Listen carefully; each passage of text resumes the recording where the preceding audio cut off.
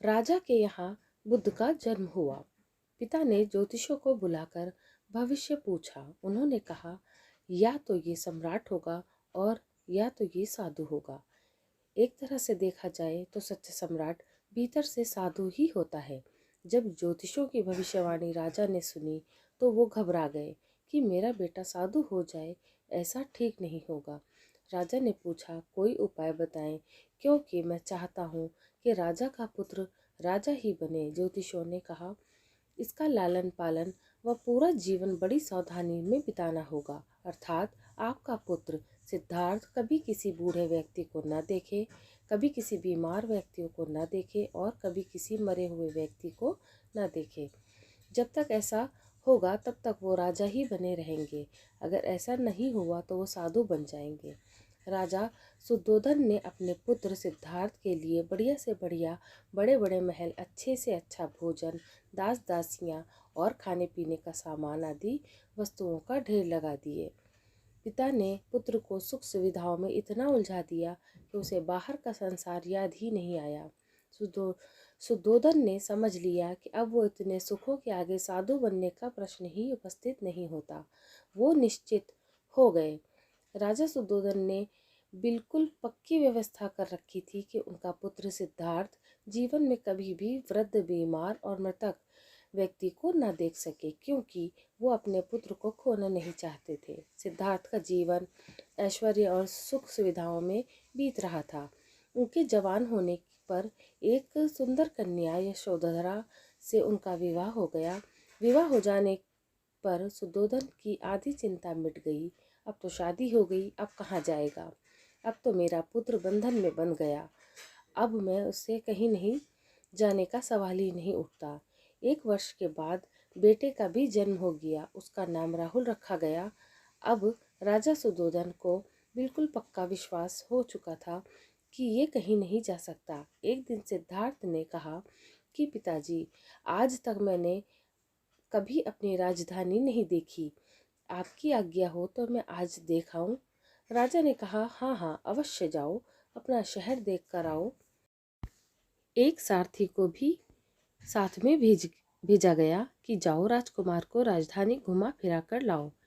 फिर भी राजा ने चाक चौबंद इंतजाम कर रखा था कि कहीं चूक न हो जाए। सिद्धार्थ ने के लिए राजधानी के प्रमुख मार्ग को खूब सजाए गए, पर घूमते घामते सिद्धार्थ ने थोड़ा उल्टा मार्ग ले लिया। वो उस मार्ग से गुजरने लगे जहाँ पर तैयारी नहीं थी, और आज उनको बहुत आश्चर्य हुआ जब पहली बार उन्होंने एक बूढ़े आदमी को देखा। कमर झुकी हुई, पूरी चमड़ी में झुर्रियाँ पड़ी थीं। वो परेशानी और दुख से बेहाल था। उसकी चाल बहुत धीमी थी। बूढ़े की झुकी हुई कमर को देखकर सिद्धार्थ को एक झटका लगा और सारथी से उन्होंने पूछा, क्या एक दिन मैं भी बूढ़ा हो जाऊंगा? सारथी ने कहा, हाँ राजकुमार, हर व्यक्ति के जीवन में 3 अवस्थाएं आती हैं, बचपन, जवानी और बुढ़ापा। एक दिन तुम भी बुढ़ापे की अवस्था में जाओगे। हे राजकुमार, ये संसार का नियम है, चाहे गरीब हो या अमीर, सबका शरीर शिथिल शिथिल अर्थात बूढ़ा होता है। राजकुमार सोच में पड़ गया। सारथी ने रथ को आगे बढ़ाया तो कुछ ही दूरी पर एक बीमार व्यक्ति मिला जो रोगों से घिरा हुआ था। उस पीड़ित व्यक्ति को देखकर राजकुमार का मन बहुत ही दुखी हुआ। राजकुमार ने पूछा, इसको क्या हुआ है? सारथी ने कहा, ये व्यक्ति बीमार है, इसीलिए ये करा रहा है। इस संसार में दुख और सुख दोनों हैं। ये है अपने अपने भाग्य की बात कि कोई दुखी है और कोई सुखी है। क्या मैं भी कभी बीमार हो सकता हूँ? सारथी ने कहा, आप ये विचार अभी छोड़ दें। समय बड़ा बलवान होता है। ये सारी बातें कर्मों पर निर्भर करती हैं। चाहे राजा हो या रंक, सुख दुख सब पर आते हैं। अगर शरीर में कोई रोग आना है तो वो आएगा। ये सब सुनकर राजकुमार सोच में पड़ गया।